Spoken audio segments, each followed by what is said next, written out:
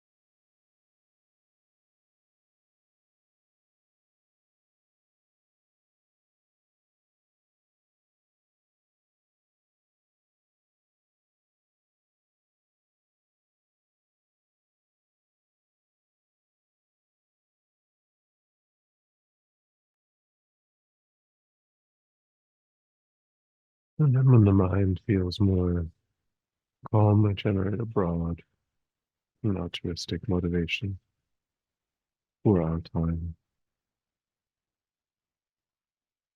thinking of using this time to generate and to deepen our familiarity with constructive, beneficial states of mind, those that allow oneself to remain connected to a sense of peace and ease, those that naturally and spontaneously give rise to actions that are beneficial for others.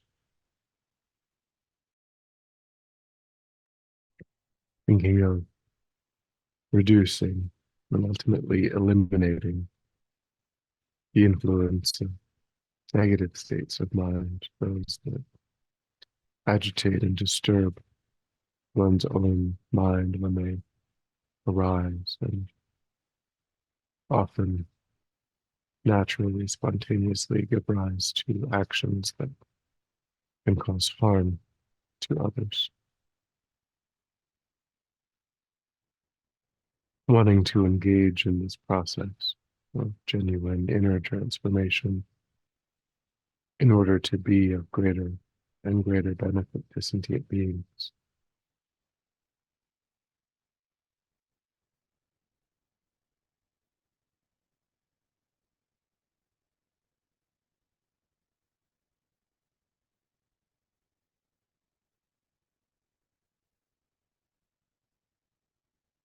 With that motivation, we will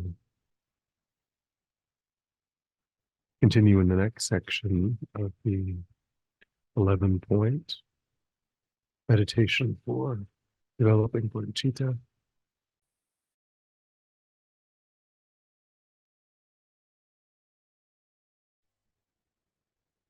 This section is on exchanging self-cherishing for other-cherishing. There'll be 5 contemplations in total.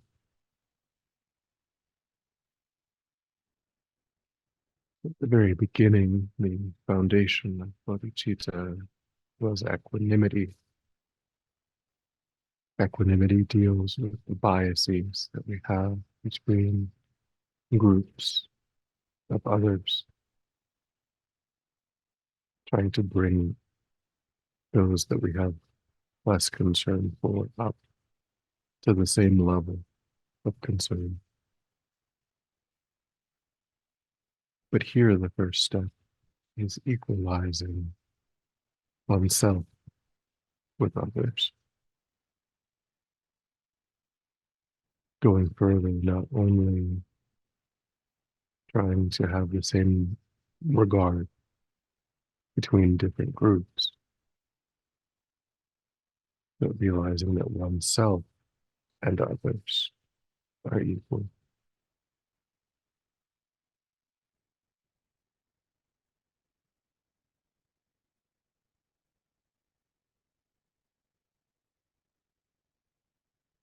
So we begin this contemplation by recognizing that in the same way that we have a bias that we need to correct with regard to friend, enemy, and stranger, these labels,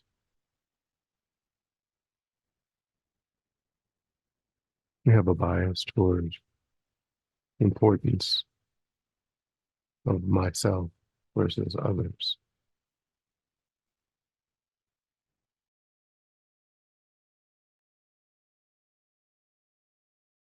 Whenever we imagine something unpleasant happening to oneself, it has an urgency that it does not have when we think of something or that same thing happening to our friends or neighbors.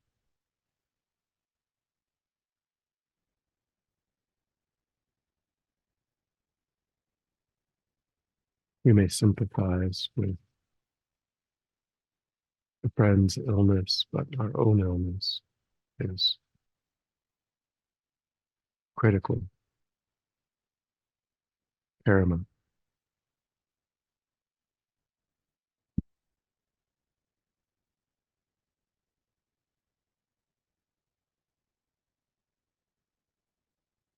When you think of my body, my possessions,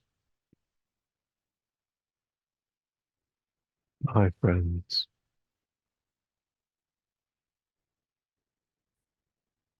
the level of significance and importance is exaggerated compared to the friends or possessions or bodies, families of others.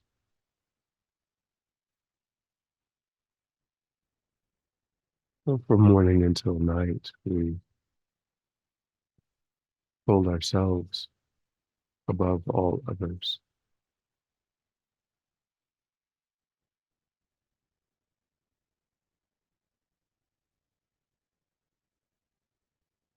One way of thinking is that oneself is simply one and all others are uncountable.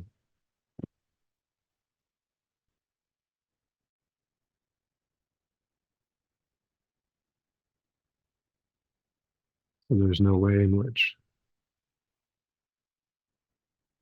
the interests of one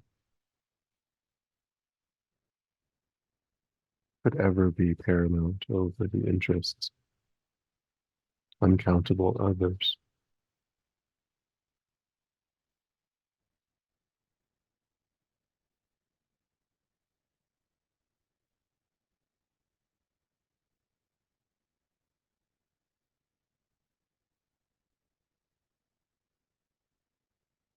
You can also think there is no difference between oneself and those uncountable others with regard to my wish and their wish to be happy, to be free of suffering.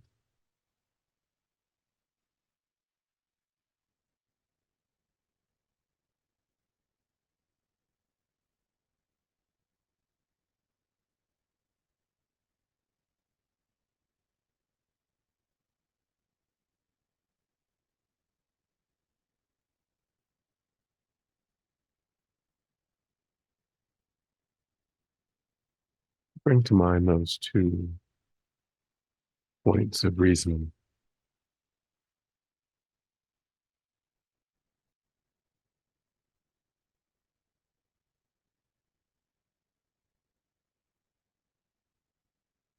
See if you can get a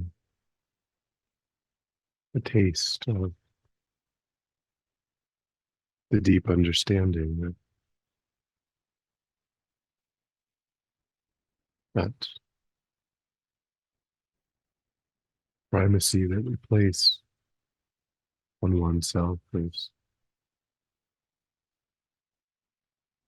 an obstacle to spiritual growth and is also is logically, rationally incorrect.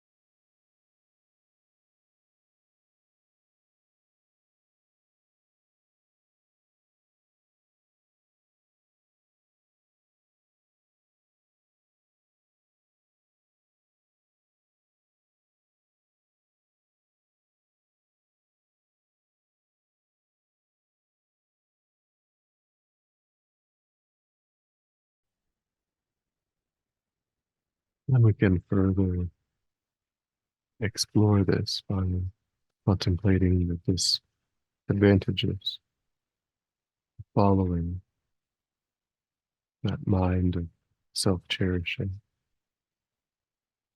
Self-cherishing can sound like taking care of oneself, but it's a term that refers to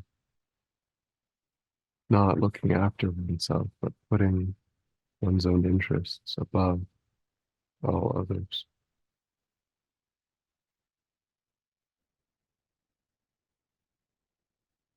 You can see that this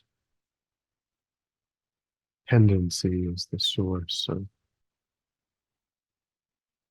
all of our pain.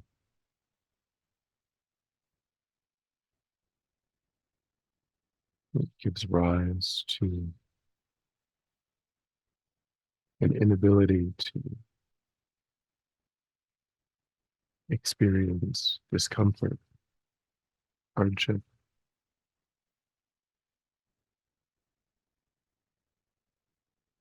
It gives rise to a willingness to even engage in unethical actions to get things that we enjoy.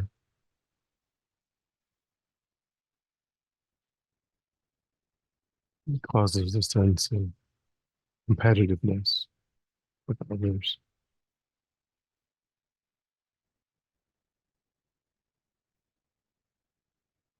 a mindset of scarcity and competition,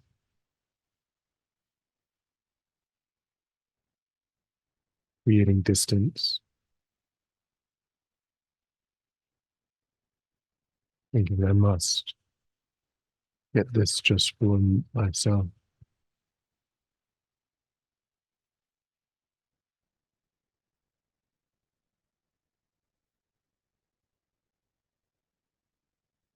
It creates division in our relationships.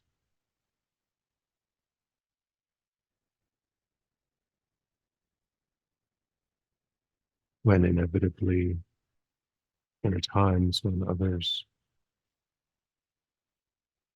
don't act exactly how we would prefer.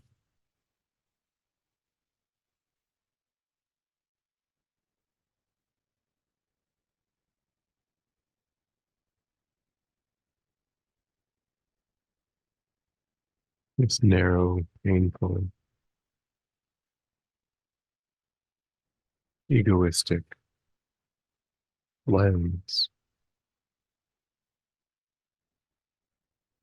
again and again is getting us into trouble.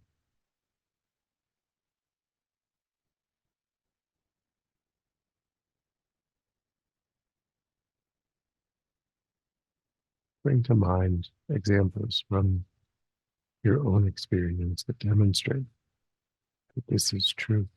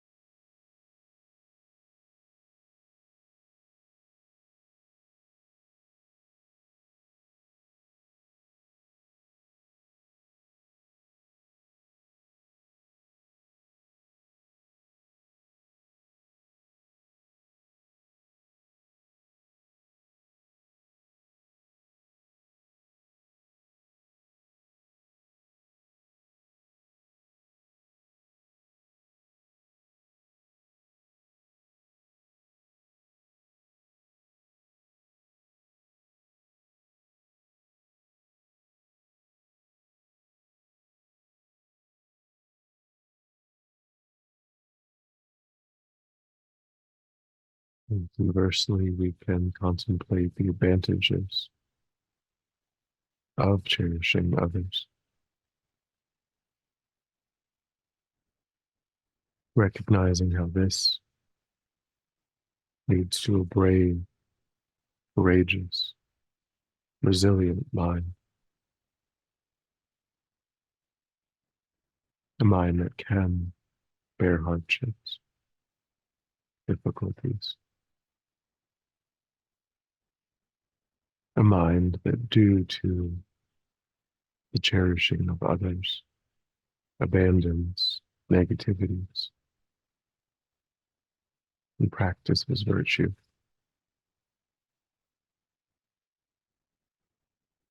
And on that basis, achieves higher rebirth and ultimately liberation.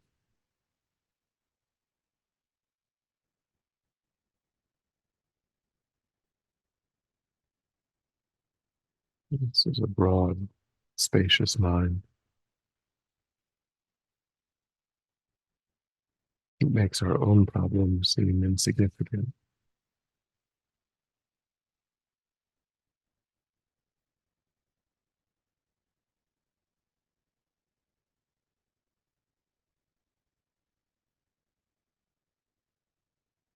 Think of times when you felt like you were able to cherish others, and contrast those experiences, that tight, painful mind, cherishing oneself, and demonstrate these advantages in your own experience.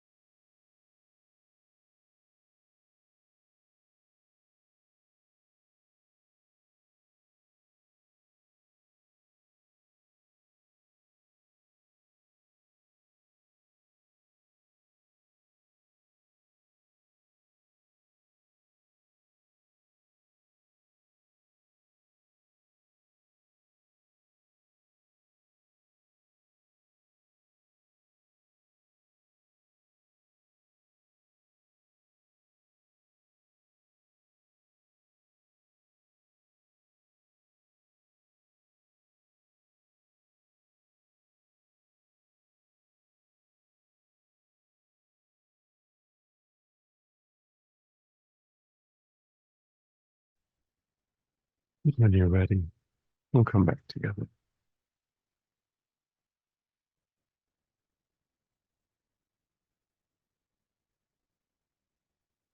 And we'll dedicate to recollect your altruistic motivation and think that by having engaged in this contemplation, you've actualized that motivation, which has generated positive energy in the mind.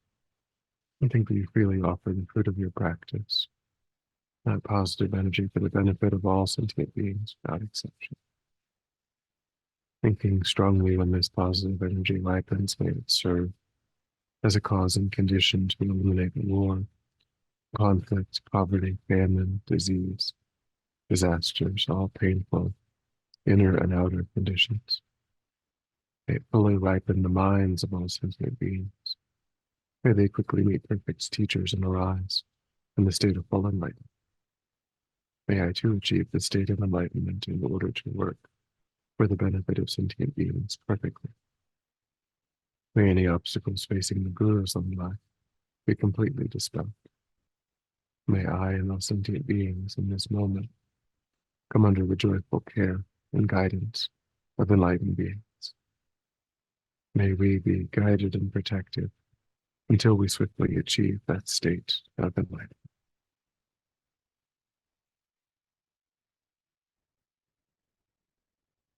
You